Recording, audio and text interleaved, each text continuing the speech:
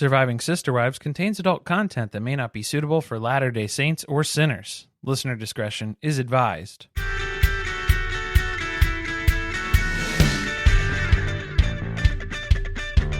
Hello and welcome to Surviving Sister Wives. I'm Corey. And I'm Carly, and we're back. Sister Wives may be off the air for now.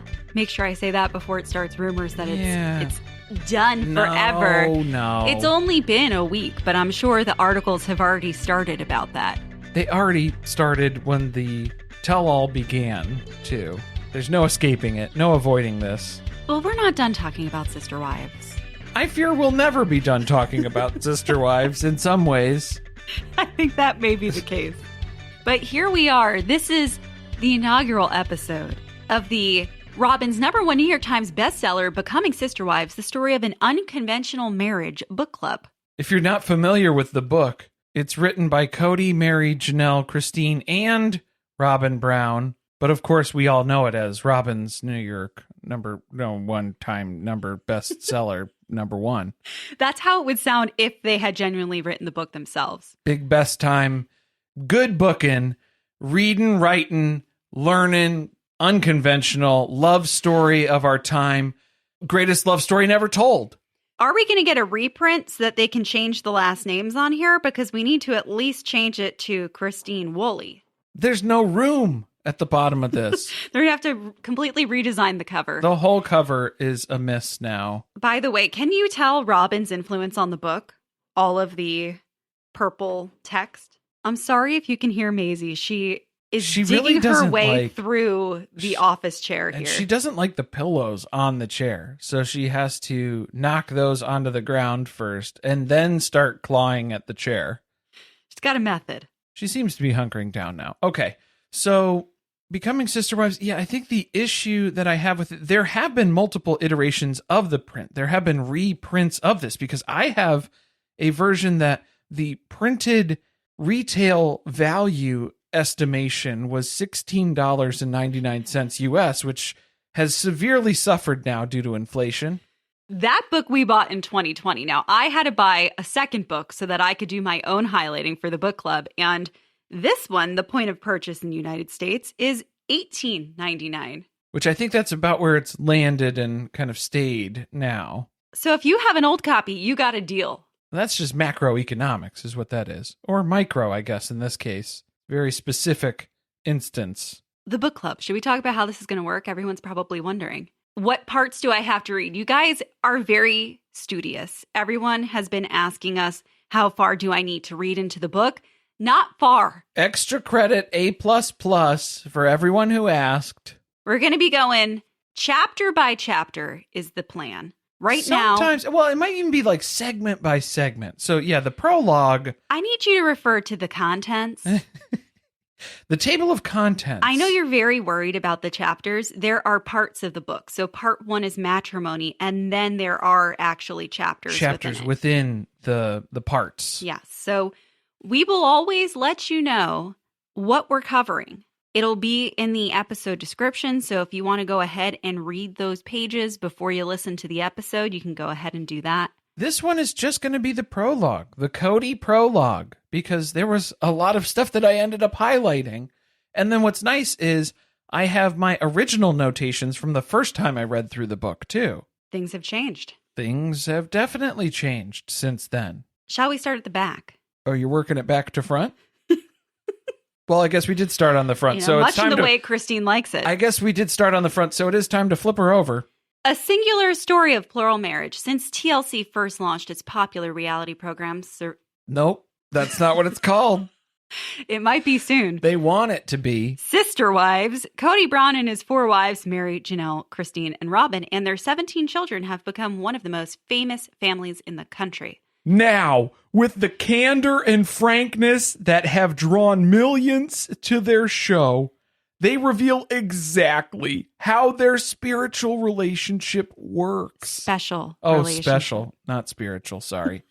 Anyway, the love and faith that drew them together, the pluses and minuses, the pluses and pitfalls of having sister wives. and the practical and emotional complications of a lifestyle viewed by many with distrust, prejudice, even fear. How did the four relationships differ? What effect does a polygamous upbringing have on their children? What are the challenges, emotional, social, or financial, involved in living this lifestyle? Is it possible for all four sister wives to feel special when sharing a husband? No. How has being on camera changed their lives? And what is it like to add a new wife to the family or to be the new wife? Filled with humor, warmth, surprising insights, and remarkable honesty, theirs is a love story at heart. Unconventional but immediately recognizable in the daily moments of trust, acceptance, forgiveness, passion, and commitment that go into making one big, happy, extraordinary family. I feel like that promises a lot. I'm not sure. We've read the book. Do you think that it delivered on any of that? I don't think so. It didn't really answer a lot of these questions directly. No. You kind of are left to fill in the blanks, which we have done extensively. Well, let's get started. We are not going to be reading the book line by line. We're going to be having conversations. There may be some excerpts. By the way, if you're on the Patreon and you're a legal wife, you can call in and leave us a voicemail. So if you have thoughts on a chapter, if there's something that you want Corey to read in the Kody voice, leave us a voicemail. A voicemail? Do people use that term anymore? Yeah, that's what it is. That's the Patreon legal wife benefit. What were you upset about immediately before we even got to the prologue? Wasn't it this timeline in the front, the family tree, that baby Saul's in here? Oh, well, I got confused because there is the Brown family tree, which is not a tree, it's a timeline. So that is confusing to call it that when it's a timeline. But anyways, that's semantics. I won't get that nitpicky. I think the issue that I had is in the prologue. So when Kody is talking about his experience here at the Beverly Hills Hilton, he lists his current hometown as Lehi, Utah, which we all know Lehi is not where they were residing when this book was published in 2012. They'd already moved to Vegas at that point. So did they immediately get a book deal? Like when this show started? Like maybe we have like a Mary Brown Worthy Up sort of timeline that went into writing this book where they started it in 2010, but they didn't actually finish this out until the Fleahigh move had already happened. They were writing a book while they were Fleahigh moving? Very busy. Someone was writing a book. The schedule was full. The prologue. I'm not sure that I like that Kody is the first voice we hear from when this book is called Becoming Sister Wives. Does that feel a little disjointed for you? A little bit. Unreliable narrator. You have to meet them right away, right out the gate here. Why not meet the women? Why do we have to meet Kody first? Because it's patriarchal by design. Not loving that. Also, in the first page, there is a lot of talk about himself. My show is a lot more controversial. So he's backstage at what sounds like, what are these? Like the upfronts for the upcoming season for Discovery. And they're about to walk out and do a little Q&A after they play their trailer, but they have some other shows going first. The Television Critics Association biannual press tour. My show is a lot more controversial, not our show. It's the first of its kind. I, too, am taking a stand. I have no idea how my fight will play out in the court of public opinion. I'm getting nervous. I was trying to count how long it took him before he finally mentioned that anything about anyone else. I'm about to go public. We're on page 2, middle of the page. And the part before that I liked is I'm sitting in a chair getting my hair and makeup done. Makeup, because he called out how ridiculous it is that he would be getting his makeup done. I think the more ridiculous assumption at this point is hair. You're having hair done? His hair looks horrible on the cover of this book. Honestly, I don't know how we didn't see it sooner. I think we knew it was kind of frazzle-dazzle. Is that what's going on? Was he having a especially bad hair day? Because this is from over 10 years ago. I thought it looked a little bit better than that. This is when he started on the curly girl method. I'm not trying to give him too much credit. No. It was slightly better. Yeah, but like Robyn got to the tutorials. I think between Maddie and Robyn, they were showing him how to do this because it looks like the moosed, tossed look that he demonstrated for us a few different times. I wasn't sure if that was an Earth Mama move you were referring to. Leave it to Janelle for the Earth Mama stuff. He needed some more volume in the roots to hide what has already escaped. Withered away. Scalp. Even though he's already basking in the joy of becoming a reality TV star and talking about himself, he does have some concerns because they're going public. This is a risky move. He's worried that the kids could be tormented at school and bullied. Bold. But he's just tired of hiding. This has been a lot on him. Kody Wynn Brown. There's a lot of mention of honesty about, I'm tired of living this lie. I need to be open and honest about living as a polygamist. Is that the honesty that's in this book where, like, there's, I think that's where the honesty begins and ends, is where there was, like, this personal need, but there was no, like, vulnerability, honesty, really? Maybe it is just a selfish desire to not have to hide who they were anymore from the public, but they're trying to mask it in this noble cause that they need to educate the world about polygamy, that there's so much stigma because everybody knows about the FLDS now because Jeff Warren. As his, military disclosure would be, Jeff's, Warren. Warren Jeffs has been found guilty of committing many heinous crimes. And they need people to see that polygamy is not just about abuse and fear. Not just about abuse and fear. That's not a great way to sell it right now, Carly, because it's so much more than that. Not just the abuse and the fear. There's trauma. There's all sorts of other fucked up shit in there, too. Financial abuse. Well, that's another form of abuse. Yeah. Disappointment. Anger, loneliness, abandonment, all of those things. So many things to look forward to. I did catch in all of his comparison stuff too. He had to throw out something you might see in an old Western movie, which we know that is the metaphor that is ingrained in Kody's brain. That is how he processes through everything, is just viewing the world as an old Western movie. That's when he was referring to what the FLDS look like to people on the outside, right? The prairie dresses, the long braided hair. We don't do shit like that. We're modern. We're cool. We play computer games. He does say that their family is not all that different from everyone else's. We're not so different, you and I. I've always felt like that was the truth about sister wives, was that all the things that affect monogamous relationships do ultimately affect people within polygamy. But then it's just amplified because then you have all of these monogamous relationships that are happening simultaneously.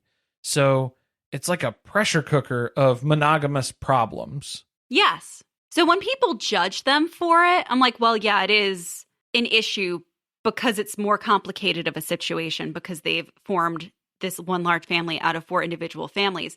But if you distill it down to the issues that are occurring within each family, a lot of those problems are things that many people have experienced within a monogamous relationship. So maybe we could stop reading. Not just the fear and the control.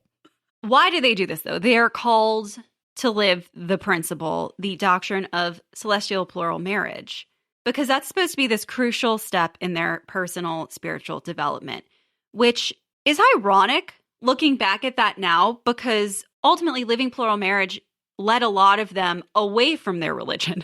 That is why it's the principle. It's a make or break sort of a test of your faith, I guess. And unfortunately, a lot of break happened here in this example. But Kody's trying to tell us he's not self-centered enough to be an elitist when it comes to religion, because religion by nature is elitist because everybody assumes that they're doing the right thing. That they're right and everyone else is they're wrong. They're right, everybody else is wrong. Seems to be Kody's mentality for most of his life now, because then even when he was living polygamy because that's what he was called to do. He was doing that thing. Now, polygamy sucks. It's the worst. It's terrible. Don't recommend. Shouldn't be doing that. I wouldn't wish that on my worst enemy. Definitely don't want my kids doing it. It's not safe. So he is still doing that, because I think that was always the question at this point. Are any of the children going to be partaking in polygamy? And he kind of was rooting for that. Yes, if it's right for them, they'll choose to do that. And now it's like this untouched thing of like, oh no, stay away from that. Turns out it's wrong for everyone. I wouldn't recommend From it. his perspective now. Definitely bad. I was disturbed by the fact that he called out aggression on page 5. I highlighted that as well. You did, about how they have to learn to handle their jealousy, the women, obviously. Yeah. And contain our aggression. I think he means my aggression. Well, to say contain our aggression, that doesn't address your aggression. You just bottle up your aggression. That's not the way to deal with that. And there's no room for ego in plural marriage. Which is a direct oppositional quote to what he told Suki just a few tell-alls ago. When polygamy, it's all about ego, baby. Well, hasn't he also talked about how he's really poorly handled the divorces because of his own ego? And yet he is supposedly known for the majority of his life that letting your ego get involved in these relationships is going to be the thing that destroys them. So I don't know how you can be consciously aware of that at the beginning of the show and then be so far away from understanding that towards the later seasons here where we found ourselves at the end of season 19. Well, do you not understand it or you don't care? Kind of overlooked it. It's outlived its usefulness for me. So I don't have to be as guarded about that. I'm going to set that aside. Along with all the other plural marriage stuff that they taught me, there was nothing within it that was valuable for me to take into any other era of my life. This doesn't serve me anymore. I had the entire next paragraph highlighted as well, where it was talking about how nobody's perfect in plural marriage. If anything, plural marriage just highlights the inefficiencies of all of these individual relationships even more, but it moves us up into this higher level of communication that we have to achieve with one another. And that's how we overcome our limitations, become enlightened, and it challenges us to be the best version of ourselves in this lifetime. I thought using the word enlightened was an interesting choice just because, like, think about in other religions to reach a level of enlightenment. There's usually things you do to get there, whereas in polygamy, the way they practiced it, it was like just stuff down all of your own personal desires or concerns about the relationships with the people around you. And that is how you will ultimately reach this blissful state. Yeah, I don't know if it's Zen or lobotomy. I think it's lobotomy. Yeah, that's what they were going for, though, was it was just like, hey, if you get numb to everything and just shut that down, nothing will affect you anymore. And so that's good. That's how you will live your best life here. Because otherwise you'll be pretty fucking miserable, if we're being honest. That's actually super interesting to think about, especially when it comes to Christine, because I think she did that to herself a lot, but we've never really heard them describe it as being numb to everything that goes on around them. And every time Christine got really close to that, she kind of fought back against it. Are you talking about the perceived imbalances in polygamy in the Sure. practice? Sure. That's what Cody's worried about. He says it's not about ego, but he's also very concerned that people see him as a macho pig who's only doing this to have sex with a bunch of women. See, but we know that's not true because in the end, he stopped having sex with the majority of them. Half of them. 50%. Well, we don't really know the details about Janelle. I think we know about Janelle. Janelle gets what she needs to get when she needs it. Okay, he was used by her. Yes. Yeah. Used and abused and thrown away when she was done with him. I think he kind of liked it, though. He liked a little bit of that disrespect from time to time. Sometimes it's okay. I'm really angry. Like, I need to know, did Suki read this book? Because I'm going to need her to have a copy of it next season, just next to her with her own highlights, because I found something particularly interesting within Kody's prologue here. I'm going to just read it verbatim. Okay. So we get the full effect. When I say I love each of my wives wholly, passionately, and eternally, I am telling the truth. Oh, anytime you have to declare that you are telling the truth, I don't think you're convincing other people of that truth. I think you're convincing yourself. The lady doth protest a little bit too much. And if this is true, then stop talking about whatever narrative you have now created over the past few years, because I'm tired of hearing about it. He's over that now because he finally came around to the fact that we have tons of documentation of him espousing all of this love and affection for those wives at the time. So it's just a whole bunch of evidence from his own mouth and in his own words that he can't refute anymore. So I think he's kind of moving past that and just hoping that we'll all just gloss over this, ignore it, stop asking questions about that. But we have it right here. We needed this 2 tell-alls ago. What, season 17, probably? That would have been very applicable time to bring this up if Suki had it on hand. I feel like that would have been way more beneficial at that time. It's a bit disappointing to not see his own words being used against him. There is a little hidden message in some of his words, too, because I did notice when he was talking about the comparison point of how can he love 4 women, it's very similar to the fact of if you're a parent and you have 1 child already, second one on the way, talking about the love of a mother and a child, she loves one because he's a remarkable athlete, but she doesn't love him any less because he's a terrible student. Who does that sound like? Kody Brown. That sounds like Kody Brown. Yeah, I also highlighted this because that was very insightful, perhaps. Also, why is it that you would identify those traits as things that make a child lovable to their mother? It has nothing to do with their personality, anything that's just innate to their nature. He did say even though she loves the other for her sense of humor and her scholarly habits. Her. Well, yeah, like as another child, it would be another child example. Right, her. Yes, that's okay for the female child. But for him, he's a remarkable athlete, but he's a terrible student. There's just also, I feel like, very gendered examples being given here in how he's narrating what these kids are like. Well, I think that's just innate in him. I think that was his example of him, the love that he felt from his mother. I think that's what he wanted. I think he wanted Wynn to value him for being a remarkable athlete. And not love him any less for being a terrible student or a terrible cowboy. Yeah, he could have put that in there. It was a little too on the nose. Yeah, that wouldn't have made sense. I thought there was something else on this page that really stuck out to me. Loving them is simple, which was giving the act is easy. The act was easy for a while there until he fell in love with Robyn. Real love, true love. I just think if you read in between the lines, some of the stuff that he does say later is kind of coming out in here. It's just being said in a very veiled way with a positive spin on it. And now it's the opposite. Well, when he was upset, it was the opposite. Now he's kind of walking that back too and saying, well, yeah, I wasn't right about all that stuff. I wasn't being completely honest, even though I was being half honest. I am telling the truth. Now. I wasn't being honest. I am telling the truth. But talking about the love of his 4 wives, where he can't remember or distinguish the moment he fell in love with each individual wife, but the love is so deep, I can't imagine being without it. So it's this huge, impactful thing. Doesn't really remember exactly when that switch flipped. So maybe that's what he's saying of, I didn't love them the way that he loves Robyn. Maybe because there was a very special, magical moment in the little sports car after an engagement that it stands out in your mind a little bit more prominently. Oh, you're going there. I was going to say they didn't get eyed up in church.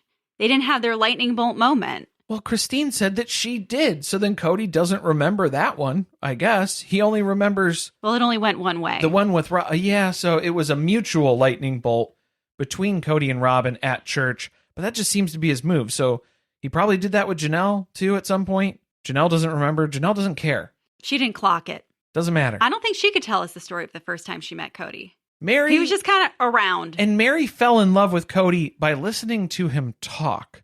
So that says a lot about Mary. Very misguided. Oh, boy. Also, I don't think Janelle can tell us the story of the first time she met Kody because it probably involves having met him through him being her brother-in-law. And then she waited until they were step siblings to get married. So she's got a brother thing going on. There's a whole bunch of stuff to analyze and unpack there. Maybe we'll get to that at their segment in the book. I want to talk about the part where he mentions all the wives are really different from one another and that each of the marriages has its own dynamic because of that. And it was making me think about where we ultimately ended up, where he just wanted everyone to be Robyn. And that's why it stopped working. He stopped allowing everyone to be independent, autonomous people. Individuals, yeah. be Robyn. I need 3 more Robyns at home. I need a Robyn in every home. But you can't do that. Yeah, that's not possible. So the lack of appreciation then for them as individuals, that's going to lead to the downfall of a relationship very quickly. If he had taken the time to reflect on some of this, I feel like anyone who has the ability to self-reflect would see why someone would ultimately become unhappy in a marriage with them. Well, I don't think he cared, really, at that point, Well, because that's he fair, wanted... But then don't throw a hissy fit about them leaving. Yeah, because he wanted more Robyn. I need more Robyn.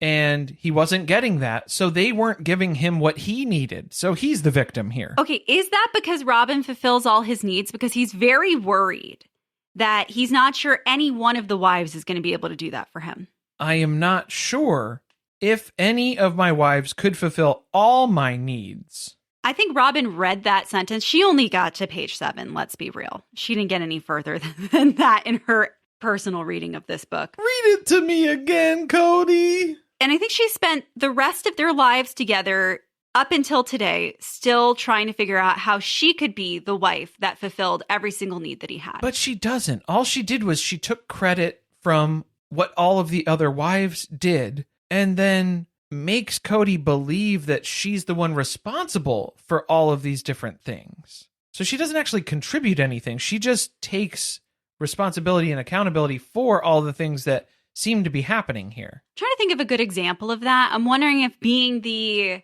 wife that saved Christmas is a good one for that, where we know that Christine is really the wife who was most responsible for creating environments where the family would have memories from occasions like that. And yet somehow Robyn had domineered getting the credit for being the one who makes Christmas a special thing. And yet as time has gone on, what we've seen is that Christmas has become less about the family as a whole and more about just all her children receiving a shit ton of presents. Yeah, and or like how Mary and Janelle aren't the breadwinners of the wives. It's Robyn, because without Robyn, they wouldn't have the show, and the show is their primary source of income. So she's responsible for the financial success of the entire family. So much so that they need to give her a piece of their paycheck in perpetuity because she once didn't get paid for something. Well, the first TLC paycheck that hit probably went to a lot of her debts and expenses. She didn't get to see any of that first paycheck. So now, yes, forever indebted. Wasn't she not in the first episode? We didn't meet Robyn right out of the gate. Not till the end. Yeah, the very end of the first episode. So I think someone needs to inform them that when you're on a reality TV show, you usually get paid by appearance in the episode. And if you're not in the episode, you don't get paid. That's usually how that works. Technically, she did make an appearance. It was at the end of the episode. I don't know if they prorate it because it's Maybe the last 5 minutes. Just so that she could get her paycheck. So we need to know more about that. It was from the whole season. Was it from one episode? They couldn't have gotten paid very much from the first season of the show. The network didn't know how it was going to do yet. This is very much a test to see how this is going to play out. If people are even going to watch this show, what's going on? Are people going to like this? Yeah, I have a lot to say about this because now I'm thinking about everything that happened. She cost the family a lot of money right up front. From moving her from where she was living around St. George all the way up to Lehigh, in that rental she was living in, to the wedding. She just stopped working and needed them to pay her bills. Yeah, she lost her job because I guess she can only work in St. George because there were no other jobs at that point too. It was the Great Recession though, so I mean we do have to think back on that. Part-time jobs were slim pickings. I want to know where she worked. Was it possible to transfer from one location to somewhere? Lehigh is right outside of St. Louis, right outside of Salt Lake City. I don't know why St. Louis came to my mind first. But there has to be plenty of places to work. Nobody wants to work anymore. I do remember not being able to get a job. Right. In 2000 and between 2009, 2008 to 2010. That was pretty rough. It's a rough spot. I think that was when I was working at Old Navy. You know, we never got a day where we saw Robyn walk around and just turning applications in anywhere because you used to be able to do that. Honestly, this was right on the cusp too, where it's most of the time when you walk in someplace, they'll just tell you to apply online. Well, now there's no point pretty much. Oh, now definitely not. But 2009, 2010, that was right around the shifting point when everyone was directed to just go ahead and send your online application into the abyss. Maybe we'll look at it eventually at some point. If you could like create an entire resume and upload that and then type in manually all of the information that's also in the document that you already created and uploaded for me to read, that would be great. I don't know how that's where that started, and then that still is happening now. We need to demand more. we should expect more. I think we could get technology to move a little bit further for us. Well, they have AI doing interviews and stuff now, so that's a whole other set of problems. Do you know the way I would hang up if an AI bot started interviewing me? How long would it take Robyn to figure out that an AI bot is interviewing her? She would be there so confused. She would never catch on to it. She would be telling it her credit card information. She would be telling it anything that it asked. Doesn't take much to get Robyn confused. How many times do you think she's gotten stuck in like a customer service menu loop? I thought you were going to say a revolving door. Like a literal revolving door where she just, it's moving too fast. I can't time it. There was no jar with balloons to tell her how to get out. I don't know how this has devolved from a reading of the book to we're just roasting. It's a Robyn roast. Every episode is a Robyn roast. Don't worry. You never know where this is going to lead. Well, that's why she's such a catch. Robyn's the best of the best, and Kody deserves the best of the best. But he wouldn't pursue a relationship with someone if his wives didn't approve. He has no other choice but to abide and obey their wishes. That's why he waited for Christine to leave the day that they danced together. What was that, a church dance? I know we're going to get to it within here somewhere, but that's for my memory of what it was. But Christine, was she pregnant already at this point? The flightless bird dance. She was probably pregnant because she was very pregnant with Truly when the show was filmed. The first episode, first season. This poor woman left, exhausted, perhaps in the early phases of her pregnancy. Phases? Stages? Probably stages. And her husband picks up another woman. At Mary's behest. Sure. Technically. That's just something else he blamed on Mary. You know, he said it twice because we know Kody loves a story so nice, he'll tell it twice or thrice. Thrice sometimes. But only on cameos to Carly. But he did say this twice in a span of about a paragraph where if I hadn't had their blessing, meaning his current wives, I'd never have gone forward with courting Robyn. Family always comes first. Family always comes first. Or at least Robyn, that part, a piece of the family always comes first. I think Kody came first. Okay. I suspect you may be right about that. Yeah. Does it count as permission when you coerce one of your wives into going along with the whole thing by reminding her everyone else is totally okay with it? You're the only one who has a problem. I thought you were going to say, does it count as dry humping if I need a towel after? Thanks, Bo Burnham. Great. Another question that we did not address in this book. No honesty. He said something on the page before, though, about Robyn entering the family and how it required him to start dealing with other things that he had avoided because of her emotional honesty. Is that part of the downfall of the family? Because everything was going kind of okay, as long as they all just bulldozed past their problems and pretend that they weren't happening. See, I think that's easy to point to Robyn and say she was the reason that all of these issues came to the surface. I think eventually those issues would have come to the surface, whether Robyn had joined the family at that time or not. I'm just wondering if her pestering about needing to address these things when people weren't perhaps ready to do so may have made them worse or into a big problem when they could have been dealt with maybe in a space where there were professionals like an actual therapist. I still not get the feeling, office of Robyn Alice Brown. No, I still get the feeling that that would have been addressed in very similar ways because the emotional capacity of all of these adults involved was very limited in general. That's fair, which is why a lot of them just chose to ignore the issues rather than addressing them because they don't have the emotional intelligence to be able to have difficult conversations or find solutions. I don't want to think about that or talk about that any more than I need to. And I don't need to because I'm fine. Everything's good. We're fine here now. How are you? It's actually great because all of the wives, they all support one another. They do small and large favors for each other. Is that when they're talking about sex? Different. Oh, that's a different topic. Okay, never mind. No one can handle the favors that Christine and Janelle would be asking of them. Earth Mama's got some requests. They did a lot of favors for Robyn. Maybe that's probably, I'm going back to, I'm just blaming Robyn for everything. I think that's what this chapter has devolved to for me. Yeah, that's what's happening. There was no reciprocal relationship when it came to Robyn. I think the real kicker for me was at the bottom of page 8 when Kody's talking about how the benefits of the family and the lifestyle, not one of us will ever know loneliness again, though.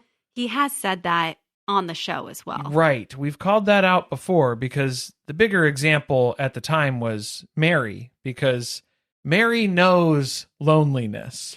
Well, I think that shows like Kody's, again, lack of emotional intelligence, where the idea of proximity to other people is what you're defining loneliness as. You're surrounded by all of these other people, but not understanding that you can be lonely within a large family like this. Oh, yeah. And if anything, it creates more of an opportunity to experience loneliness in that large family, that large setting, because you get overlooked. Or if you don't have vulnerability with each other and there is no actual closeness and depth to the relationships that you have with other people. But that's not it. Our biggest struggle has been finances, clearly. But he's doing his part. All of his money, of course, all of it goes to the family. I think as it should, as the husband in a polygamous family. As the father of 17 children, I would hope. I really hope so. That every penny you have goes to supporting those families. Here was the part that got me, because then when he was blaming Janelle at this most recent tell-all for getting them into such terrible financial circumstances that he was digging themselves out of, I'll go ahead and read this part directly in Kody's voice. I try my best to allocate money evenly and according to who needs it most. So does that mean that Kody's the one making decisions about where money goes and not Janelle? That sounds like that, doesn't it? Doesn't it sound like Kody's the one who is making the decisions on where money should go? Not Janelle. That's pretty damning evidence. Picking his story apart bit by bit over here. Well, that's what's frustrating, I think, with the tell-alls, is then because every new story that Kody tries to spin can easily be discounted, discredited in his own words in a book that he wrote 13 years ago. So that's where it gets frustrating, is why are you even trying to attempt to take that stance at this point in time? A lot of times you can discredit what he said from something he said in an episode 5 weeks ago. Earlier in the conversation. Yeah. Like, it doesn't even need to go that far. Yeah, we need someone who has a really good memory. Maybe we need someone with photographic memory. Is that the correct term? Photogenic? Photogenic? Is that the thing? No, that is not right. My memory. My memory is pretty photogenic, though. There's some really spacious scenes. That'll solve a lot of problems for us. Get a picture of that. I think I have an unpopular opinion. He's talking about how if the wives get a lot of money all of a sudden from tax returns or inheritance, that they're usually going to share a good portion of it. I don't think they should do that. You don't think they should do that? If you receive an inheritance, especially from a family member that passed, I think it's kind of odd to then be asked by your family to divvy it up and give most of it away to other people.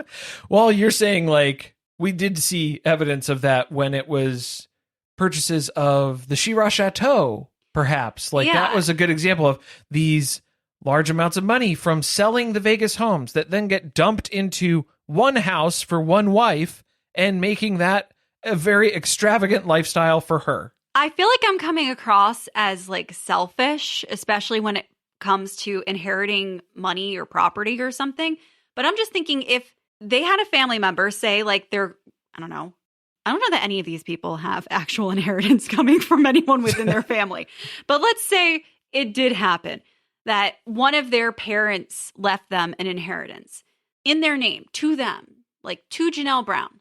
Do we think that that family member would be happy to know that that money ultimately bought Robyn $85? Most of it should replenish Janelle's 401k that we have stolen from repeatedly at this point. I think I also highlighted because it was the first mention of inheritance.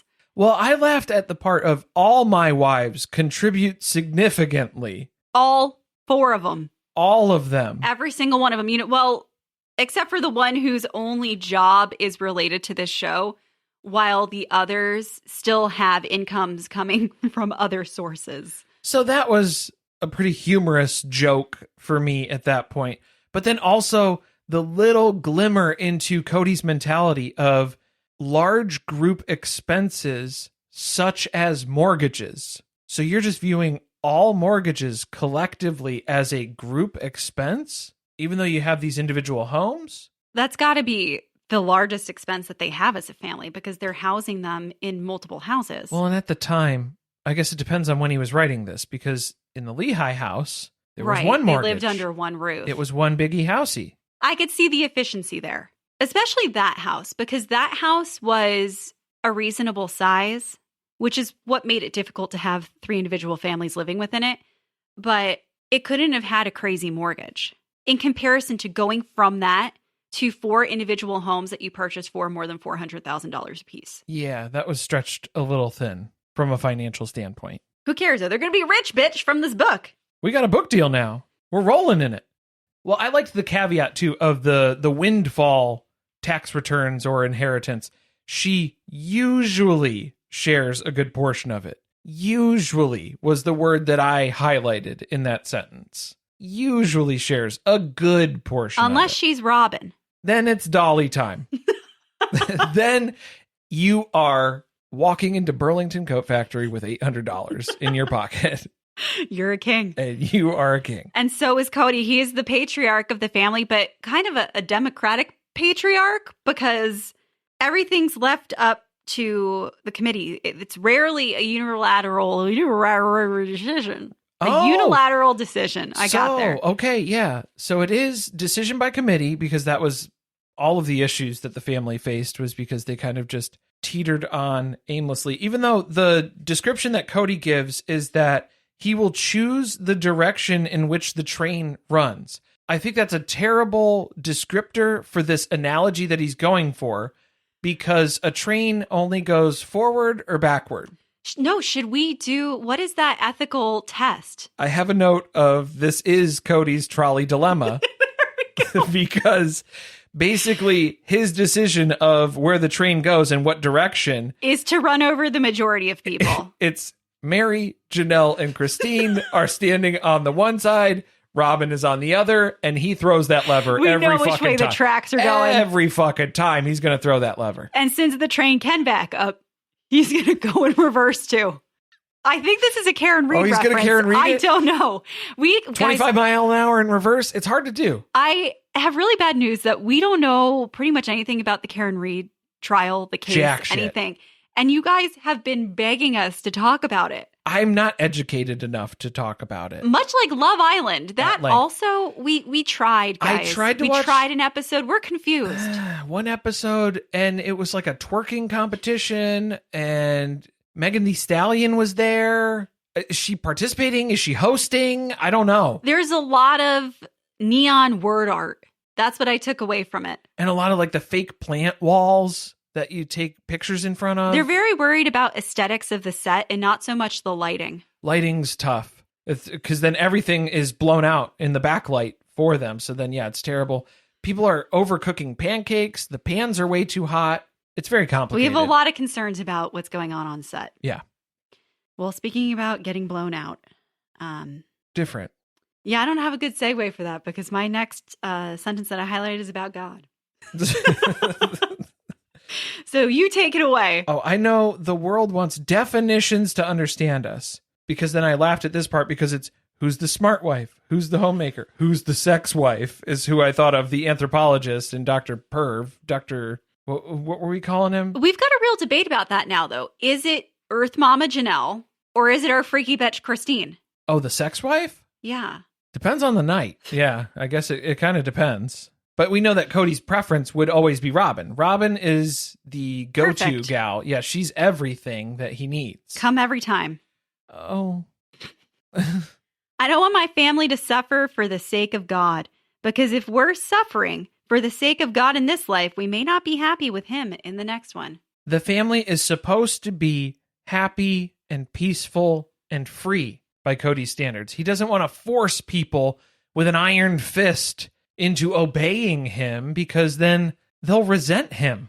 Oh my God, I laughed at the part where he was talking about patriarchy, and it's like, that has a bad connotation nowadays. Like, doesn't that kind of suck? The word patriarch, no one likes that. The word, not necessarily the way that plays out, how many people's lives are affected by patriarchy, the way in which it's weaponized. I'm talking about the good parts of patriarchy, the stuff that people seem to overlook now, and they're only focusing in on all the negatives. It's just the downsides of patriarchy. I'm talking about the good stuff. Like, when the family comes to me and asks where we want to go out to dinner, I want to be the one to decide. Pizza. Every time. I really think those are the levels of decisions that he found to be critical. That's what he's capable of handling. And so he just resorts to a child who's running for student body president. Every day will be pizza day. And we'll have it at Christine's house so we could destroy that place, and then we'll leave and go to our clean, neat homes. Didn't he say here, when you were talking about all the different wives and all of their great personality aspects, the thing he talked about with Mary was that her house is very neat and It's pretty clean. Yeah, clean and quiet. I like that. That was the best you could say about Mary. Just, she keeps a nice house. It's like a museum in there. It's very cold. It's very dark. You're not allowed to touch anything. The furniture is very uncomfortable.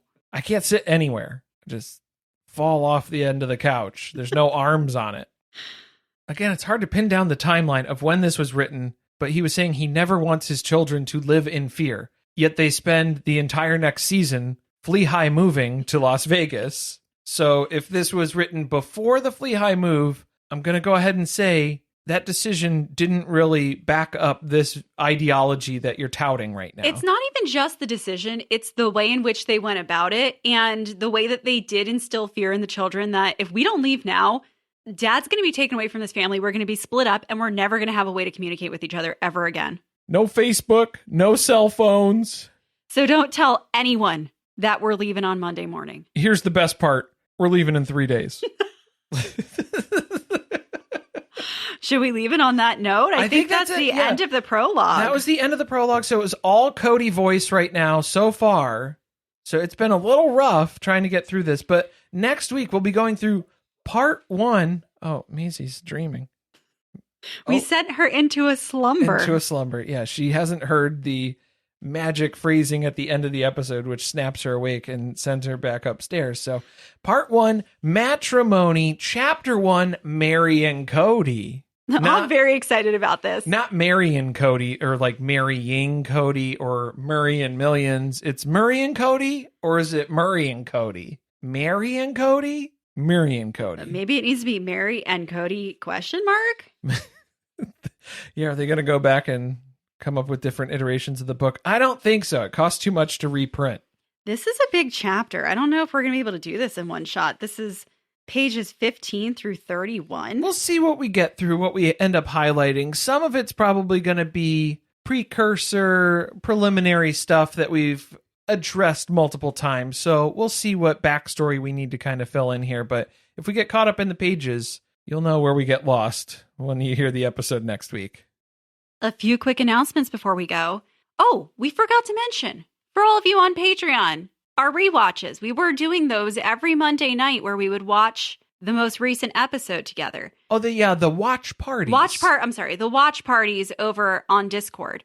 We're trying to figure out a way to keep those going in the off season. So if you have come across something in your reading that reminds you of an episode of Sister Wives where either they contradict something said in the book, or maybe just it's a good connection point, let us know, and maybe we'll use that as a rewatch watch party opportunity. Otherwise, we might just sprinkle in, I think we have the rest of the Twilight series that we need to watch through as well, so maybe we'll just have some movie nights to watch along with as well. Also, if you're looking for more content because Sister Wives isn't on right now and you need to explore some new shows, we have another podcast called Surviving Reality.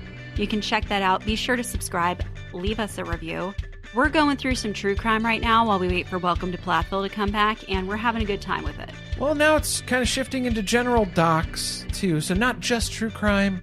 We got Poop Cruise coming out this week, guys. I think that's a crime. That there are criminal charges that need to be had. So yeah, stay tuned for that. Thanks for listening. See you next time.